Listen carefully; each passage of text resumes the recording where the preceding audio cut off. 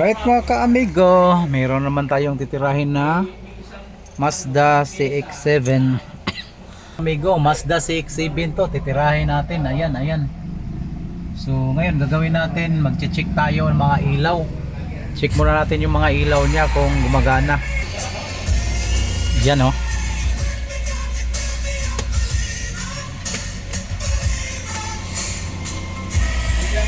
So gumana yung fog light, mga ilaw niya. Tapos dito meron siya mga ganun no. So mga ka-amigo, chinik natin yung hazards, mga ano. So ngayon check natin yung aircon niya. Kita mo boss? Aircon, okay. So meron din tayong kailangan i-check dito. Tapos yung speaker. Check mo yung speaker ya. Ay, yan pala. Sorry. Hindi, okay lang, sige. Tuning? Hindi, pag forward yun ng ano, nung CD. So ayan, so speaker, tumutunog isa lang. Isa lang eh. Dito wala. Yan, wala. Ay. Dito wala. So mga kamigo, ito na yung ano, CX-7. CX-7 na ano, Mazda. So ayan oh. So first time natin magbaklas ng ganito, pero kakayanin natin to kasi advance na yung mag tank. Nga pala sa lahat ng mga sumusubaybay sa atin, shoutout sa inyo lahat. At saka sa mga taong naniniwala kay Amigo Rolando, paano mag-install, lahat ng mga installation, kung ano nung sasakyan is okay para sa atin. Din ngayon mga kamigo, tirahin natin Mazda CX-7. First time pa ito natin gagawin. So ngayon is okay, nakapunta na yung ating client. Kausap ko na nakaraan, subscribers din natin sa YouTube. So ganon, kagandahan. Amigo Rolando, basta Amigo Rolando mga ka-amigo, napakagaling talaga. Kasi trusted tayo sa mga customer. Marami na tayong binablog. Okay, shout out sa inyo lahat. So mga ka-amigo, first time natin gagawin to, Mazda CX-7. Pagbaba ko lang dito, gamit ko lang ito. Ganon.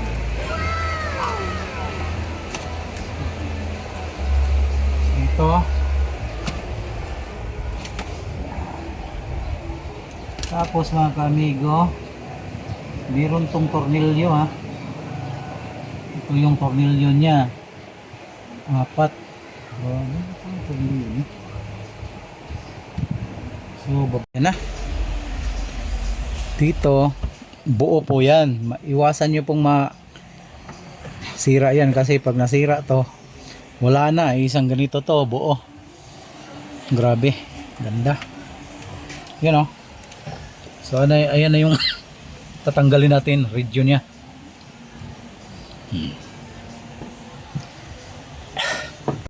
So ito na mga ka-amigo, nabaklas na natin yung frame nya buo. Kailangan lang ng 100% na ingat kasi buo yung frame. Pag nasira to, nako, mahirap na palitan yan.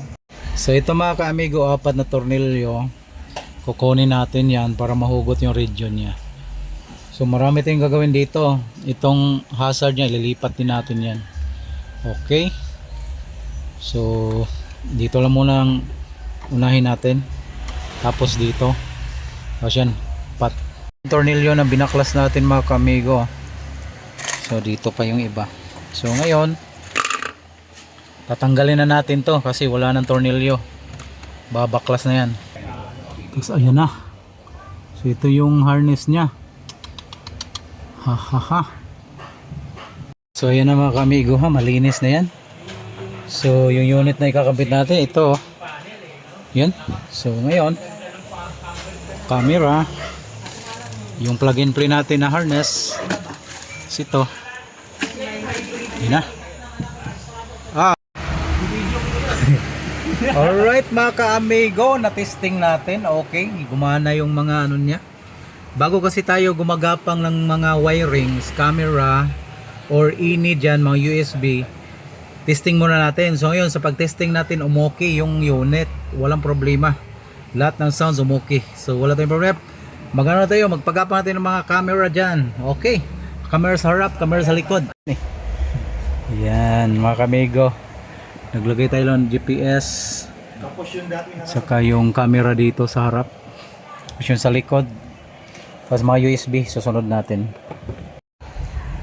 So ito mga kaamigo, sinalpak na natin, sukat niya talaga, so 9 inch po yan ha. Ayan, so okay na yan. So ngayon lalagay natin sa gilid yung bracket niya para matapos tayo. wala na akong magawa. Tinutusok tayo sarili. Sarili mo, inisip mo kapoy lalaki. Tinusok yung sarili. Sabi, kuya, yung kamay mo baka madali din. Alright mga kaamigo, natapos na yung installation natin ng Mazda CX-7. So ito na siya, compare natin kanina nung hindi pa natin nagawa. Oh, napakaganda. Kanina hindi gumana yung speaker, pero ngayon gumagana yung speaker niya. Okay na yung mga sounds niya, yung tunog niya okay na rin. So ayan, so nandyan na yung DSP niya, yung dynamic sound, kaya ang ganda. Tapos meron dito yung sa traffic safety, yung camera sa harap niya, makikita nyo, ayan, hapon-hapon na ngayon pero ang liwanag, ganda. Tapos yung reverse niya napakaganda rin, so makikita nyo, i-reverse ng mga sir. Papakita natin yung reverse.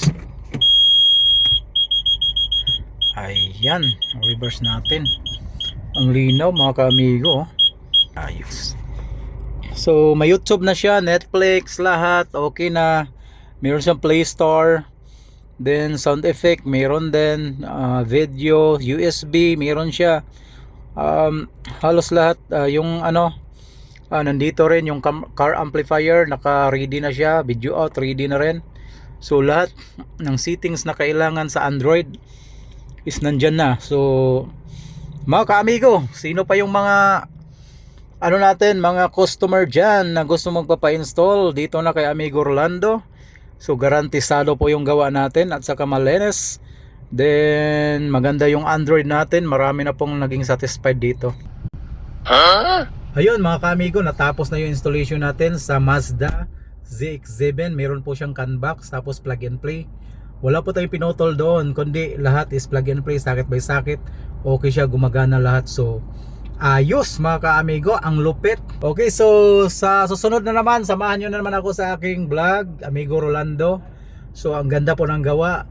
Shout out sa lahat ng ating mga customer. Thank you mga kaamigo.